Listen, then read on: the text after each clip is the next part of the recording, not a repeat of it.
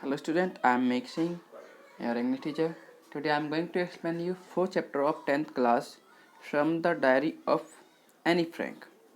ये चैप्टर काफ़ी इंटरेस्टिंग है क्योंकि ये जो ना एक यंग गर्ल की कहानी है। आपको बता दूँ ये जो एनी फ्रैंक है जिस चैप्टर की ऑथर मान लीजिए वो उनकी कहानी है, उनके बारे में है। ये लड़की आप देख रहे हैं यंग गर्ल, ये केवल 16 ईयर की एज में इनकी मौत हो गई थी। इसकी मौत का कारण था हिटलर। आपने हिस्ट्री में पढ़ा होगा हिटलर कौन था। तो ये 1940 के अराउंड की बात है, जब वर्ल्ड वार चल रहा था, सेकेंड वर्ल्ड वार, उसके दौरान की बातें हैं। ये जो लड़की है एनी फ्रैंक, इसका जन्म था जर्मनी में हुआ, फ्रैंकफर्ट नाम के शहर में। और इसके जो फादर थे वो एक ऑफिस में काम करते थे, ऑटो फ्रैंक नाम के थे। इनकी मदर थी वो एक हाउसवाइफ थी और इनकी एक सिस्टर थी मार्गोट फ्रैंक। मतलब 4 लोग थे फैमिली में और इनकी एक ग्रैंड माँ थी, वो बाद में मर जाती हैं। तो जो हिटलर था उसने कुछ पाबंदियाँ लगा दी क्योंकि ये जो लड़की थी ये जीव थी। आप जानते हैं जीव क्या होता है? जीव होता है यहूदी। जैसे मान लो कि हमारे कंट्री में मुस्लिम, हिंदू, ऐसे कुछ धर्म हैं, डिफरेंट टाइप के, बौद्ध, जैनिज्म। तो क्रिश्चियनिटी में जीव और क्रिश्चियन होते हैं। तो जीव लोगों को जो ईसाई लोग है वो जानते, वो समझते थे कि इन्फीरियर है हमसे। ओके। तो जो हिटलर था उसने बहुत सारी पाबंदियां लगा दी इन लोगों पे, जीव पे पर्टिकुलर। उनको उनको पीले कपड़े पहनने हैं, उनको ट्रैवल नहीं करना, उनको ये सब नहीं करना, बहुत सारी पाबंदियां लगा दी थी। तो उसी दौरान क्या हुआ था, ये जो फैमिली थी इसकी एनी फ्रैंक की, वो एक हाइडिंग प्लेस में जाके रहने लगी। कुछ फ्रेंड भी थे, ओटो फ्रैंक के कुछ फ्रेंड भी थे, वो भी हाइडिंग प्लेस में जाके रहने लगे।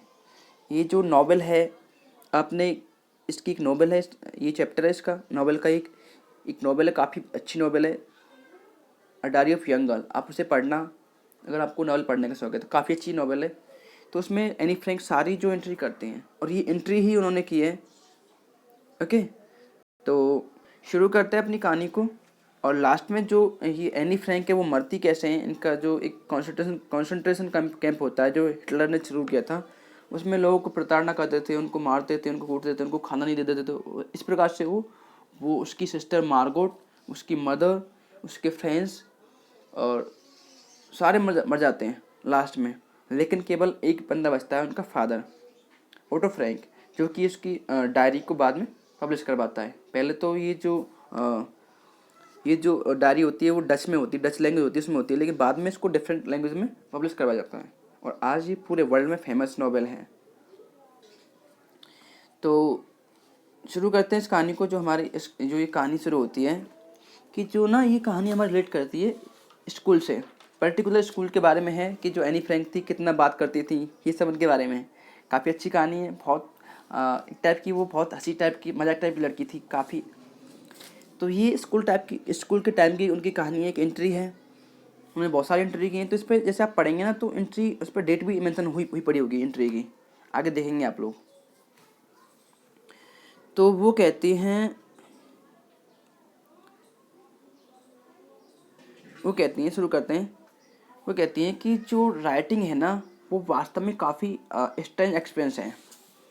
वो एनी फ्रैंक बोलते हैं कि जो राइटिंग करना है, जो जो डायरी लिखना है या फिर इस टाइप कोई राइटिंग करना, बहुत ही डिफरेंट है, बहुत ही स्ट्रेंज है, ऐसा मानती हैं वो। क्योंकि वो बोलती हैं कि ना तो कोई और, ना ही मैं, मेरे लिखे हुए चीज़ों में कोई इंटरेस्ट नहीं लेगा बाद में। वो कहती हैं कि ना तो मैं खुद, ना ही कोई और इन चीज़ों में कोई इंटरेस्ट नहीं लेगा बाद में, सब बताती हैं एनी फ्रैंक। वो कहती है कि 13 ईयर की एज, जो 13 ईयर की जो लड़की है, इसकी कोई भी जो इसकी जो विचार हैं, जो इसकी थिंकिंग है, म्यूजिंग्स है, म्यूजिंग जानते हो क्या होता है? थिंकिंग होती है, इसमें कोई भी इंटरेस्ट नहीं लेगा। वो कहती है कि चलो कोई बात नहीं है, मतलब नहीं, कोई ले या ना ले। वो बोलती है कि मैंने राइटिंग लिखना, डायरी एंट्री करना कैसे किया, बताती हैं कि ये बहुत बड़ी बात है। ओके, इसको समझना होगा क्योंकि मेरे मेरे माइंड में बहुत सारी चीज़ें थी जो मैं किसी से शेयर नहीं कर पा रही थी, और मैंने प्लान किया कि मैं ये सारी जो बातें हैं अपनी डायरी में उतार दूंगी। डायरी में अपनी डायरी को एज ए फ्रेंड वो मानती थी। क्लियर? तो आगे देखते हैं। एनी फ्रैंक कहती है कि जो पेपर है ना उसमें ज़्यादा पेशेंस होता है कंपेयर टू पीपल। ये लोगों में इतना पेशेंस होता नहीं जितना पेपर में होता है। और वो सोचती है, एनी फ्रैंक सोचती थी कि उन दिनों के बारे में जब वो अकेली थी और डिप्रेस थी। ओके, तो वो बैठी हुई थी बेचारी घर पे, और अपना जो उसने जो चिन्ह था जैसे रखते हैं ना, जो अपनी अपने हैंड को रखते हैं चिन्ह पे, ठोड़ी पे रखते हैं ना, हाथ को सोचते हैं, ब्रूडिंग करते हैं, ऐसे सोच रही थी बेचारी। और अंत में उसने डिसाइड किया कि भाई, सोचने के बाद उसने डिसाइड किया कि हाँ, जो पेपर है उसमें काफ़ी पेशेंस होता है कंपेयर टू मैन। और फिर क्या किया उसने उसने कभी प्लान नहीं किया था कि वो कि जो उसकी डायरी है वो किसी को पढ़ने नहीं देगी। उसने ये प्लान कर लिया कि वो किसी को अपनी डायरी पढ़ने नहीं देगी। अपनी सारी जो उसकी जो पर्सनल एक्सपीरियंस है वो डायरी में मेंशन करती जाएगी। और उसने ये कहा कि मैं जो भी मेरे माइंड में जो चलेगा ना वो मैं डायरी को बताऊंगी, क्योंकि मेरा कोई फ्रेंड नहीं था उस टाइम पे। जो एनी फ्रैंक है उसका कोई फ्रेंड नहीं था जो उसकी बात को समझ सकता था। तो हुआ ये आगे। अब सीधे पॉइंट पे आते हैं। अब कहानी हमने स्टार्टिंग में वो जो बात कर रही है एनी फ्रैंक घुमा रही है कि पेपर में पेशेंस होता है, आदमी नहीं होता, ये सब बातें कर रही है। पॉइंट पे आ जाओ, मेन कहानी पे। अब वो बोलती है कि चलो पॉइंट की बात करते हैं, सीधे मैटर बात करते हैं। वो कहती है कि जो डायरी लिखना है वो मुझे कहाँ से मैंने शुरू किया, ये सब वो बताती है। क्योंकि उसका कोई फ्रेंड नहीं था इसलिए उसने शुरू किया। अब मान लीजिए कोई बच्चा पढ़ता है स्कूल में, उसका कोई फ्रेंड ना हो, तो अकेला रहेगा, वो कुछ ना कुछ तो करेगा, वो पढ़ेगा, कुछ ना कुछ तो करेगा ना, या तो इस प्रकार से हमारी जो एनी फ्रैंक है वो भी शुरू करती है। वो कहती हैं कि चलो मैं आपको क्लियरली बोलती हूँ कि हुआ क्या था। वो कहती है कि कोई भी नहीं बिलीव करेगा कि 13 ईयर ओल्ड गर्ल है वो पूरे वर्ल्ड में अकेली है, ऐसे बताती है लोगों को। वो अपनी डायरी में बताती है, उसने डायरी में एंट्री की है, उसने बहुत सारी एंट्री की डायरी में, लेकिन हम लोग एक ही एंट्री पढ़ रहे हैं उसकी डायरी की। और वो कहती है कि हालांकि मैं वास्तव में मैं अकेली नहीं थी पूरे वर्ल्ड में, क्योंकि मेरे पास मेरे पेरेंट्स थे, एक मेरी 16 ईयर की सिस्टर थी, और क्लासमेट्स थे लगभग 30 बच्चे थे जिन्हें मैं फ्रेंड कर सकती थी, और मेरी आंटी थी, मेरे अंकल थे, ग्रैंड मदर थी। वो सारी बातें बताती है। वो कहती है कि वैसे ना मैं सरफेस पे देखूँ तो मैं अकेली नहीं थी, जिसे दिखावे के लिए बता दे तो वो कहती है नहीं मैं अकेली नहीं थी, लेकिन मैं वास्तव में अकेली थी। वो बताती है क्योंकि मैं अकेली थी, क्योंकि उसके जो विचार थे, म्यूजिक्स थे, उनसे मैच नहीं खाते थे। तो आगे क्या कहती है एनी फ्रैंक? वो कहती है कि मैंने ना कभी वो कहती है कि हम लोग जो एनी फ्रैंक कहती है कि इसमें मेरा कोई फॉल्ट नहीं है कि हम लोग आपस में एक दूसरे से बातें कम करते थे, यकीन नहीं करते थे, तो इसमें मेरी कोई गलती नहीं है। वो कहती है कि किसी भी केस में ये जो चीज़ें होती हैं ये अनफॉर्चुनेटली चेंज होती रहती हैं, ये कोई। और वो कहती है कि इस प्रकार से मैंने जो अपनी डायरी थी वो लिखनी शुरू कर दी, कि मुझे नहीं लगा कि ये जो लोग हैं इतना कॉन्फाइंड कर पाएंगे, एक दूसरे बिलीव कर पाएंगे। तो वो अकेली महसूस करती थी एनी फ्रैंक, तो उसने डायरी लिखना शुरू कर दिया। क्लियर ना? तो आगे देखते हैं क्या होता है। हुआ ये, जो हमारी एनी फ्रैंक बताती हैं वो कल्पना करती हैं, उन्होंने बहुत बहुत वेट किया।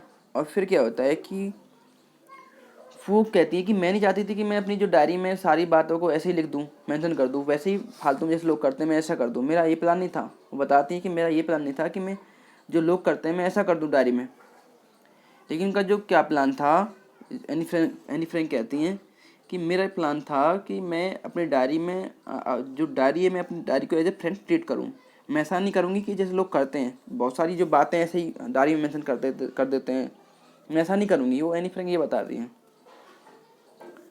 तो आगे देखते क्या होता है।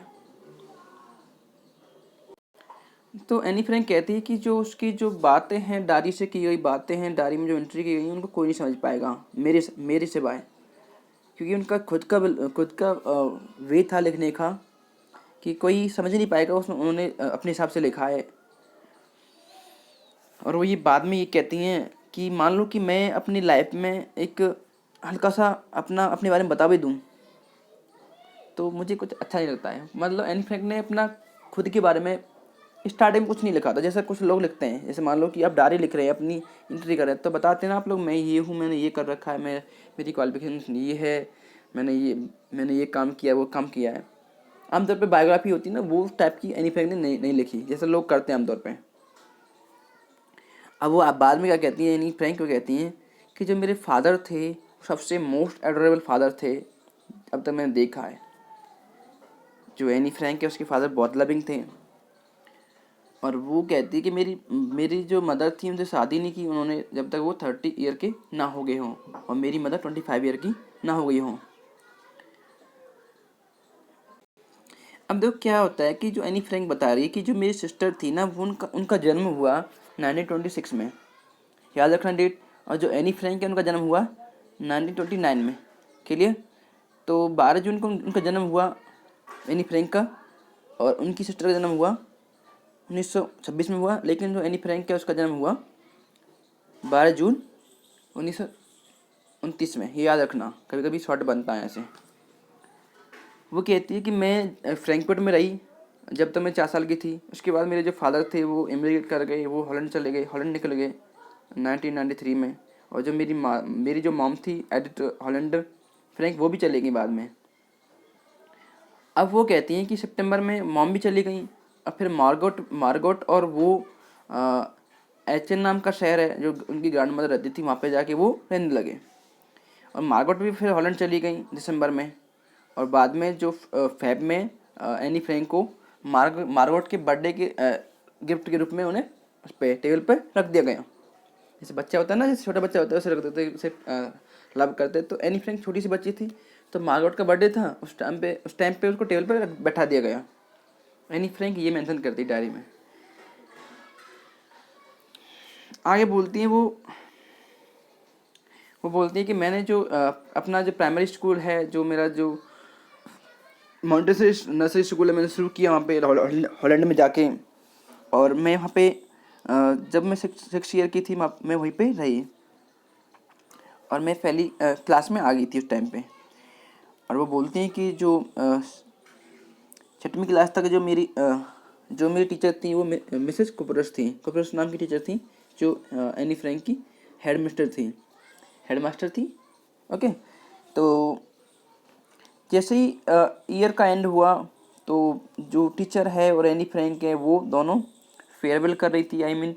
जो एनी फ्रैंक या टीचर जा रही थी आपस में, वहाँ से जा रहे थे, तो जब बिछड़ते ना तो लोग ऐसा करते ना, जैसे मान लो कि अब 12th क्लास में जब मार्च में एग्ज़ाम होते हैं, तो बच्चे फेब में फेयरवेल करते हैं, अपने टीचर को मिस करते हैं, बच्चों को मिस करते टीचर्स। तो ऐसे जो कुपेरस है वो भी मिस करती हैं एनी फ्रैंक को, और एनी फ्रैंक भी मिस करती है अभी टीचर को।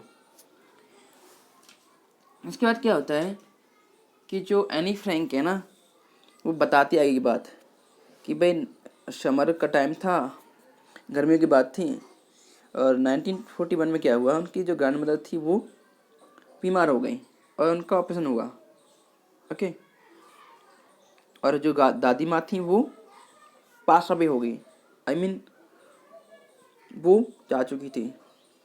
नहीं, वो सॉरी, जो उनका ऑप्शन हुआ 1941 में, तो दादी माँ का ऑप्शन हुआ तो उनका बर्थडे ऐसे निकल गया, सेलिब्रेशन कम हुआ।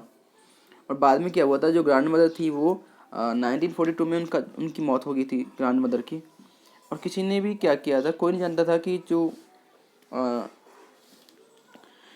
जो एनी फ्रैंक थी अभी भी जो दादी की बारे में सोचती है कि उसकी दादी उसे कितना प्यार करती है, सब कुछ कोई नहीं जानता था। लेकिन एनी फ्रैंक को बहुत ही ज़्यादा अफेक्शन था अपनी दादी से।